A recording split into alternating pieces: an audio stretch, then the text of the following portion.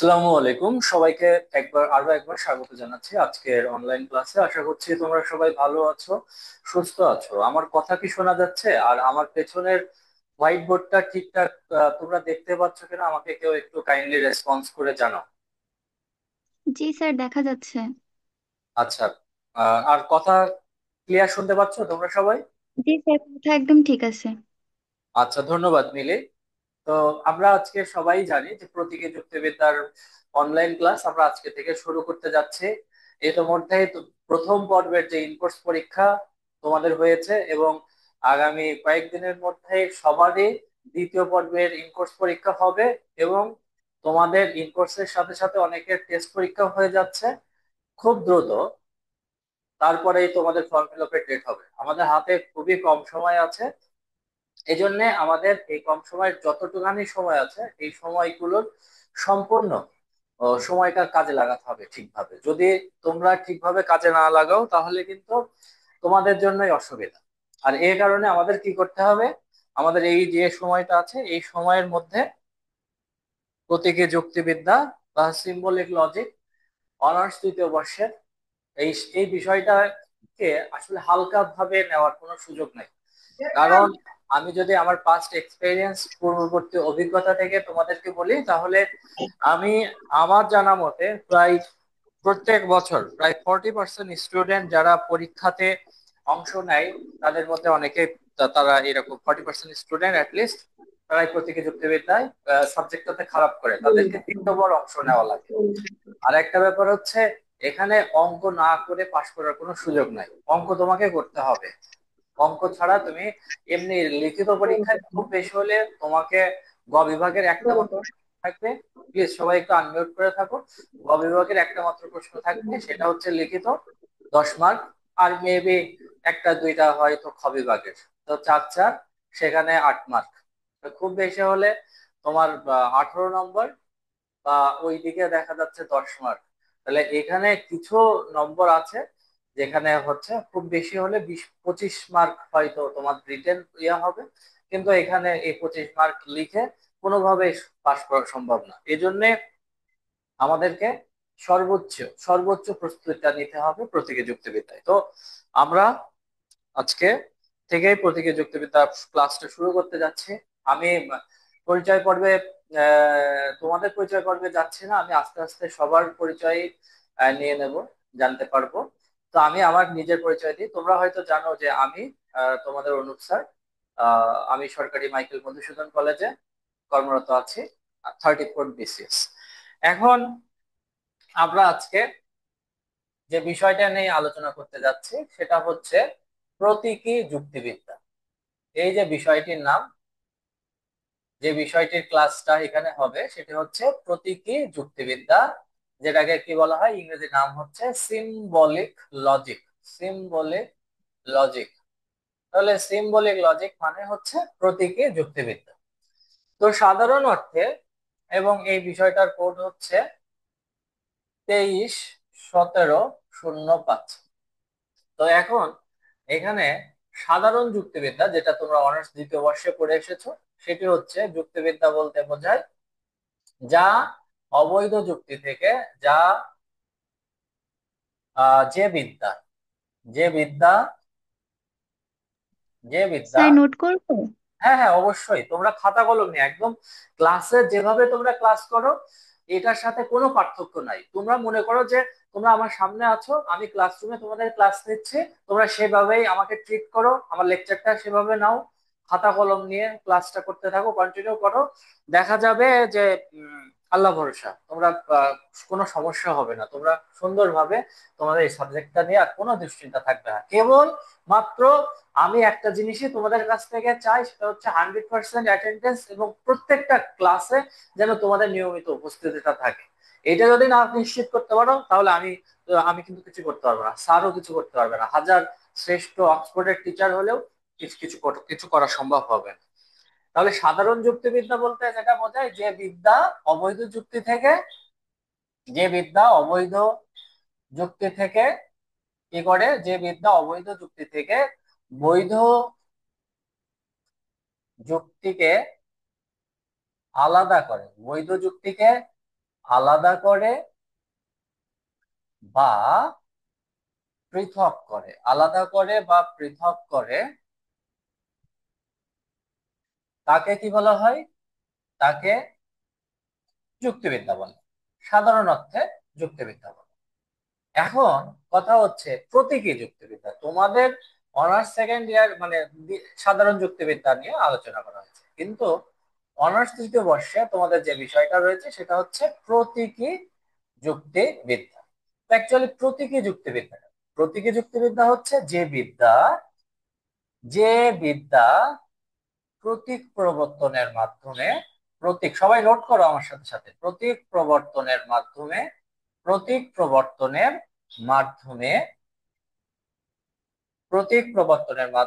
অবৈধ যুক্তি থেকে, অবৈধ যুক্তি থেকে বৈধ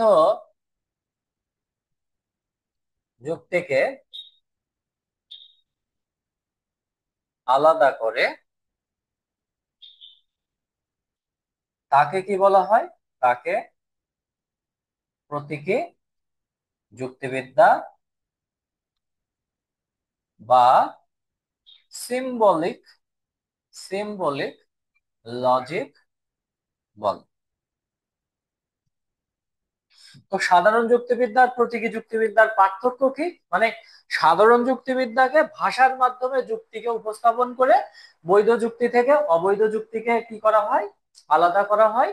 আর প্রতীকী যুক্তিবিদ্যায় প্রতীক প্রবর্তনের মাধ্যমে, মানে প্রতীকের ব্যবহারের মাধ্যমে অবৈধ যুক্তি থেকে বৈধ যুক্তিকে কি করা হয়? অবৈধ যুক্তি থেকে বৈধ যুক্তিকে আলাদা করা হয়। তো এখন যেমন আমি একটা যুক্তি লিখছি, যেমন যুক্তিটা হচ্ছে, ধরো এটা একটা যুক্তি। যুক্তিটাকে, যেমন আমি একটা যুক্তি লিখলাম, যদি বৃষ্টি হয়, যদি বৃষ্টি হয় তবে মাটি ভিজবে। যদি বৃষ্টি হয় তবে মাটি ভিজবে। এখন ধরো বৃষ্টি হয়েছে,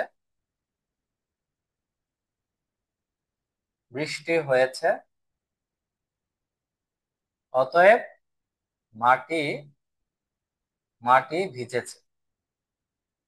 তো এখানে একটা ব্যাপার লক্ষ্য করো, ধরো বৃষ্টি হওয়াকে আমরা কি ধরলাম? পি ধরলাম। মানে আমরা এখানে নোট দ্যাট, যে বৃষ্টি হওয়াকে আমরা কি ধরলাম?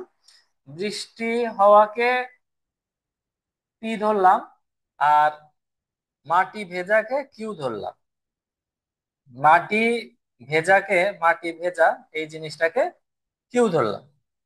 তাহলে এটাকে যদি আমি প্রবর্তন করি, প্রতীকের মাধ্যমে লিখে, তাহলে আমার ধরো বৃষ্টি হওয়ার জন্য পি, মাটি ভেজার জন্য কিউ, বৃষ্টি হওয়ার জন্য পি, আর মাটি ভেজার জন্য কিউ। তাহলে আমরা যদি প্রতীকের মাধ্যমে লিখি তাহলে এটা, যদি পি তবে কিউ, যদি পি, লেখো যদি পি তবে কিউ, পি অতএব Q.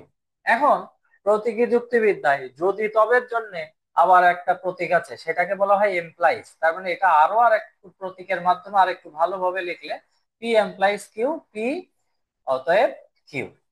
If P therefore Q, P then Q. তাহলে এইটা হচ্ছে আমাদের প্রতীকায়িত করা হলো। তাহলে আমরা ধারাবাহিক ভাবে যাব। এখন তোমাদের মনে প্রশ্ন হতে পারে, স্যার যুক্তিটা কি? যুক্তিটা কি? What is argument?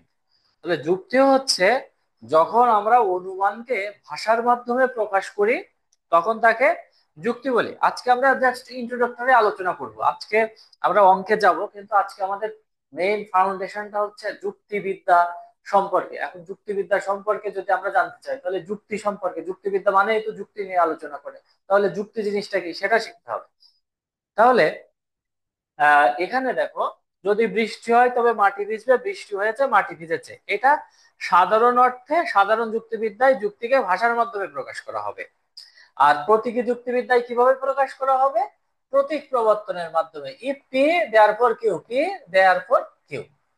তার মানে পি এমপ্লাইজ কিউ, পি অতএব বা দেয়ারফর কিউ। তাহলে এইভাবে এটা সাধারণ যুক্তিবিদ্যায় যেখানে ভাষার মাধ্যমে পুরো যুক্তিটাকে কি করা হবে, ভাষার মাধ্যমে যেখানে সাধারণ যুক্তিবিদ্যায় ভাষার মাধ্যমে প্রতীককে মানে যুক্তিকে প্রকাশ করা হয়। আর আর এখানে কি করা হয়, সাধারণ প্রতীকী মানে প্রতীকী যুক্তিবিদ্যায় কি করা হবে, প্রতীকী যুক্তিবিদ্যায় প্রতীক প্রবর্তনের মাধ্যমে, প্রতীকী যুক্তিবিদ্যায় প্রতীক প্রবর্তনের মাধ্যমে কি করা হবে, তোমার যুক্তিকে প্রকাশ করা হবে। এখন যুক্তিটা কি? যুক্তিটা হচ্ছে, আমরা যদি বলি যে যুক্তি কি, তাহলে যুক্তি হচ্ছে অনুমানকে যখন ভাষার মাধ্যমে প্রকাশ করা হয়, অনুমানকে যখন ভাষার মাধ্যমে প্রকাশ করা হয় তখন তাকে কি বলা হয়, যুক্তি বলে। মনে রাখবে, যুক্তি কি? যুক্তি হচ্ছে অনুমানকে, অনুমানকে যখন ভাষার মাধ্যমে, ভাষার মাধ্যমে প্রকাশ করা হয়, ভাষার মাধ্যমে প্রকাশ করা হয়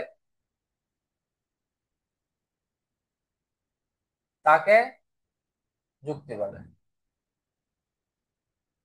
যেমন আমি বলছি, যদি পাহাড়ে ধোঁয়া থাকে তবে সেখানে আগুন থাকবে। পাহাড়ে ধোঁয়া আছে, আমি দেখছি যে পাহাড়ে এখন ধোঁয়া আছে, তুমি দেখো বলে বলছো যে অতএব পাহাড়ে কি আছে, অতএব পাহাড়ে আগুন আছে। এখন তোমার কাছে জানা বিষয়টা কিন্তু ধোঁয়া, যে পাহাড়ে শুধু তুমি ধোঁয়াটাই দেখেছো, কিন্তু পাহাড়ে যে আগুন আছে সেটা কিন্তু তোমরা জানো না। তোমরা পাহাড়ে যে আগুন আছে সেটা তোমরা জানো না। তাহলে এখন কি করতে হবে, আমরা জানা বিষয় থেকে অনুমানটা কি, আমি অনুমান করে বলছি ওখানে আগুন আছে। তো এটাকে, এটাকে যদি আমরা যুক্তিটাকে এভাবে প্রকাশ করি, অনুমান কি? অনুমান হচ্ছে, আমি একটু অনুমানটাও লিখি, অনুমান হচ্ছে জ্ঞাত বিষয় থেকে, মানে আমরা সহজ বাংলায় যদি লিখি, জানা বিষয় থেকে, জানা বিষয় থেকে অজানা বিষয় সম্পর্কে, অজানা বিষয় সম্পর্কে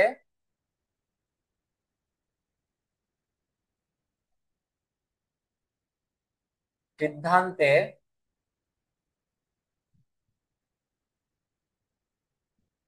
উপনীত হওয়াকে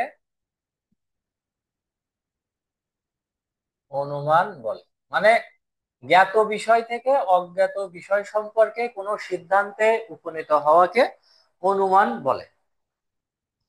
তো জাস্ট এক, জাস্ট, আচ্ছা, যেটা বলছিলাম যে জানা বিষয় থেকে অজানা বিষয় সম্পর্কে সিদ্ধান্তে উপনীত হওয়াকে অনুমান বলা হয়। তো অনুমান কাকে বলে? জানা বিষয় থেকে অজানা বিষয় সম্পর্কে অনুমান। যেমন ধরো, যদি বৃষ্টি হয় তবে মাটি ভিজবে, তুমি জানো বৃষ্টি হয়েছে, এখন এই যে সিদ্ধান্তটা নিলে মাটি ভিজেছে, এই মাটি, ভেজা মাটি কিন্তু তুমি দেখোনি।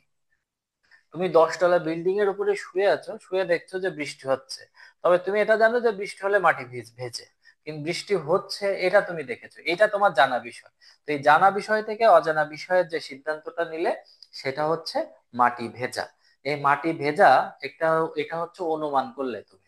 হ্যাঁ, এই অনুমান, তাহলে কি, আর তোমার জানা বিষয় ছিল কি, বৃষ্টি হওয়া, এই জানা বিষয় থেকে যে মাটি ভিজেছে, এই যে অনুমান করলে, এই অনুমানকে কি বলা হবে, এই এই এই যে তুমি ও সিদ্ধান্ত নিলে, এই সিদ্ধান্তকে বলা হবে অনুমান। অনুমান অ্যাকচুয়ালি কি, যে জানা বিষয় থেকে অজানা বিষয় সম্পর্কে যে সিদ্ধান্ত নেওয়া হয়, এই সিদ্ধান্তটাকে কি বলা হয়, এই সিদ্ধান্তটাকে অনুমান বলা হয়। এই পর্যন্ত কি সবার লেখা হয়েছে? জি স্যার।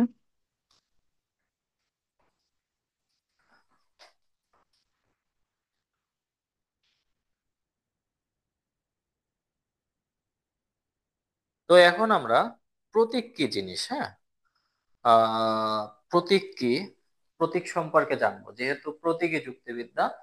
তো প্রতীক সম্পর্কে জানার চেষ্টা করব যে প্রতীকী, প্রতীকটা কি। তাহলে এটা মুছে দিই, বোর্ডে এগুলো লিখতে পেরেছো তোমরা সবাই? জি স্যার। আচ্ছা, জি স্যার। ওকে।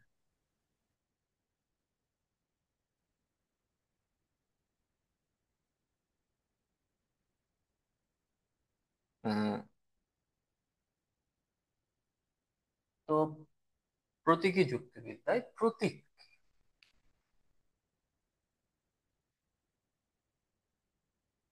প্রতীক হচ্ছে প্রতীক বা প্রতীকের ইংরেজি শব্দ হচ্ছে সিম্বল।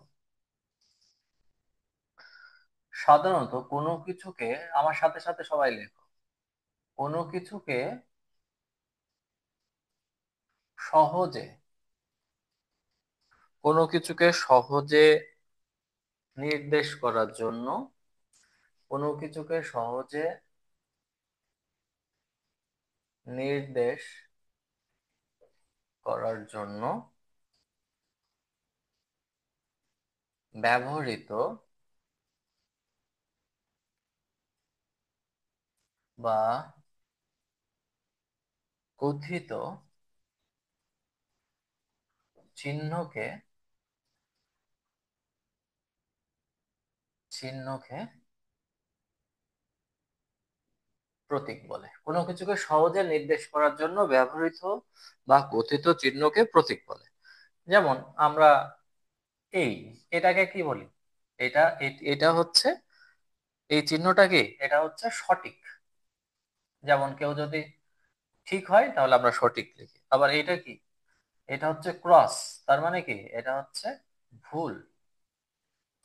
আবার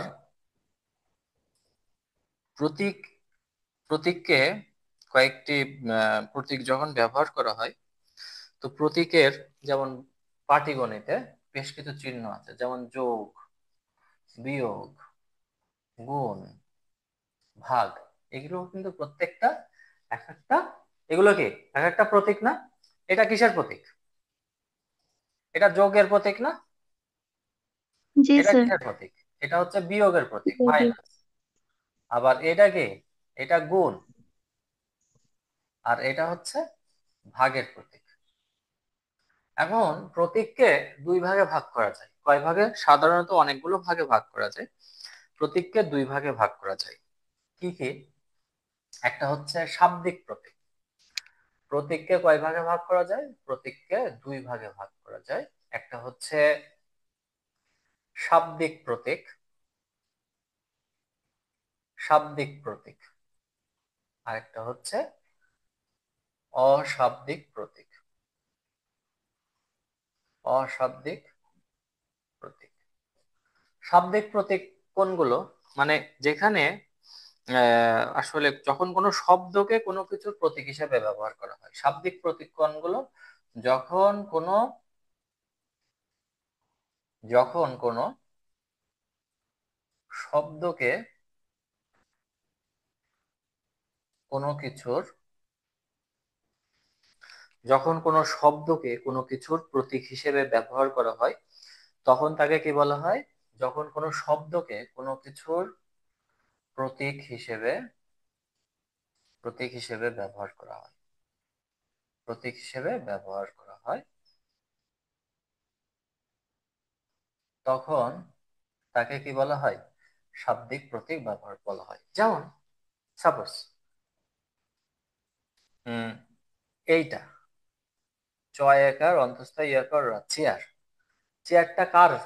চেয়ারটাও কিন্তু একটা প্রতীক। এটা যে শুধু শব্দ না, এটা কিন্তু একটা প্রতীক। কিভাবে প্রতীক? কারণ যখনই কেউ চেয়ারের কথা বলছে, যখন কেউ চেয়ারের কথা বলছে, তখন আমরা কিন্তু কি বুঝতে পারছি? আমরা বুঝতে পারছি এইরকম, যে এটা আসলে একটা, এইটাকে নির্দেশ করছে না? হুম, বলো। এই চেয়ারটা কাকে নির্দেশ করছে? এই চেয়ার শব্দটা বসার একটা জিনিসকে নির্দেশ করছে না, করছে না, বলো? জি স্যার। তার মানে প্রত্যেকটা শব্দই কিন্তু এক একটা প্রতীক।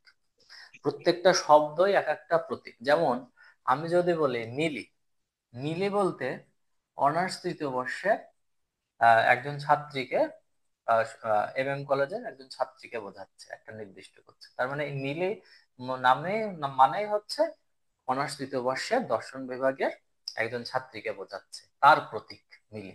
হ্যাঁ, তারপরে আমার নাম যেমন অনুপ, অনুপ বলতে যে ফিলোসফি ডিপার্টমেন্টের একজন টিচারকে বোঝাচ্ছে। তাহলে এই যে এই প্রত্যেকটা শব্দগুলো কিন্তু একটা প্রতীক। যেমন আমি যদি লিখি যে কলম, কলম বলতে এরকম ভাবে যে কলমের যে, এটাকে এরকম লেখার কোনো কিছুকে বোঝাচ্ছে।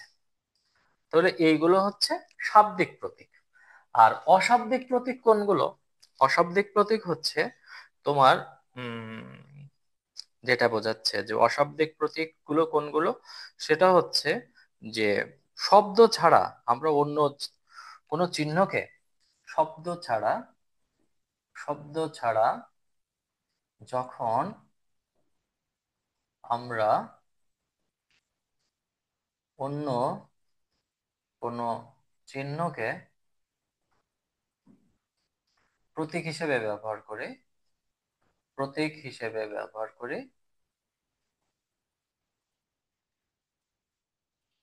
তখন তাকে কি বলা হয়? অশাব্দিক প্রতীক। শব্দ ছাড়া, শব্দ ছাড়া যেমন,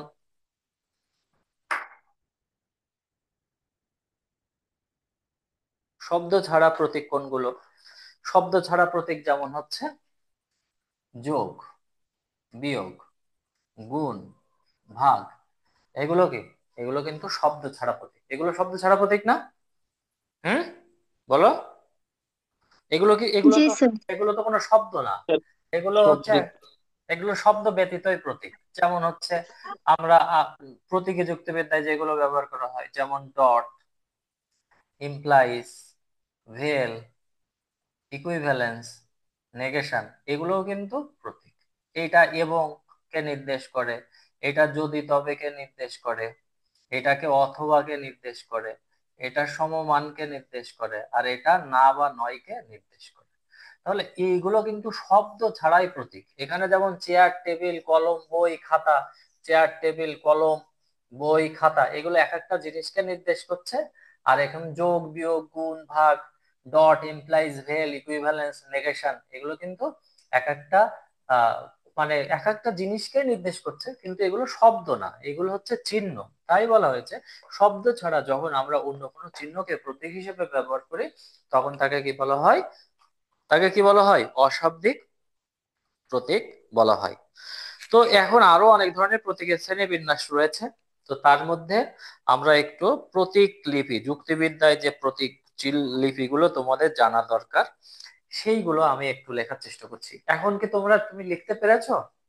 যে লিখতে বলছিলে যে স্যার লিখতে পারছিলে না, এখন কি লিখতে জি পেরেছো স্যার, জি স্যার। ফয়সাল? জি স্যার, পেরেছি স্যার। আচ্ছা। সবাই কি তোমরা গ্রুপে জয়েন আছো? গ্রুপে কি জি সবাই স্যার, জয়েন আছে। আছে?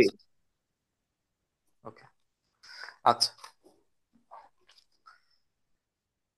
ওকে।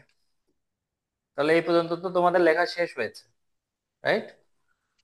জি জি স্যার। স্যার।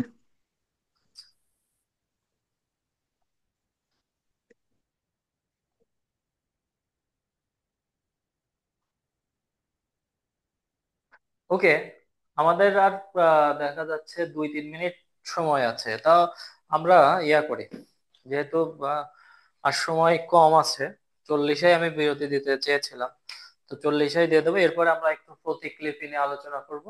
তো তোমাদের 7টার সময় তোমরা ইয়া করবে, জয়েন হবে। 7টার সময় সবাই আবার নতুন করে জয়েন হবে, একটু পরেই ইয়া হয়ে যাবে।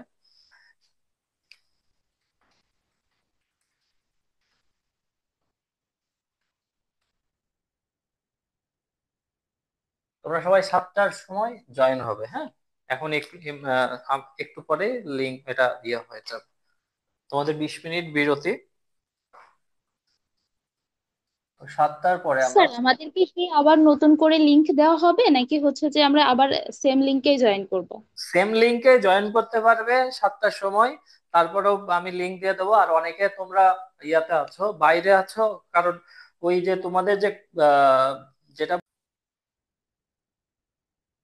লিখে রেখে দিই, মূল যৌক্তিক যোজক,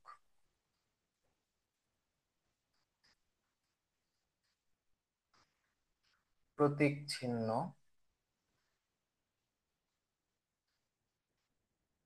প্রতীকের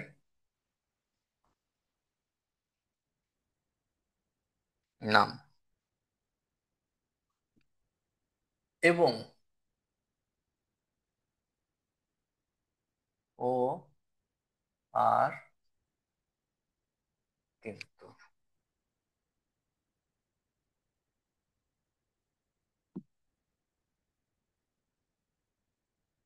প্রতীক চিহ্ন হচ্ছে ডট। এটাকে বলা হয় বিন্দু বা ডট সিম্বল।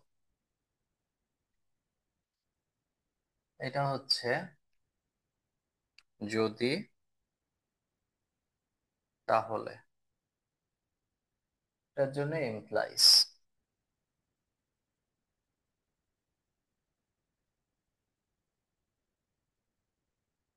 নাল বা হর্সশু সিম্বল। তারপরে হচ্ছে অথবা, বা, কিংবা, এটার জন্য ভেল, ফলা বা ভি সিম্বল। যদি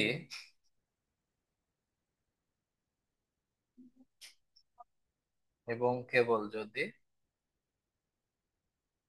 ইকুইভ্যালেন্স, সমমান বা ইকুইভ্যালেন্স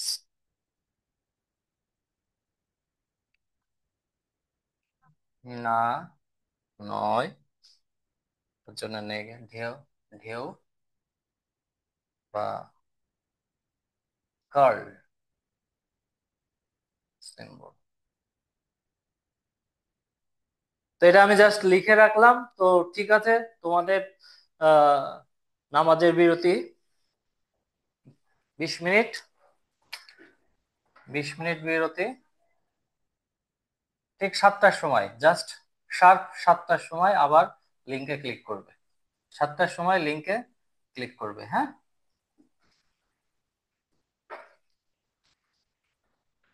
7টার সময় আবার সবাই জয়েন হয়ে যাবে।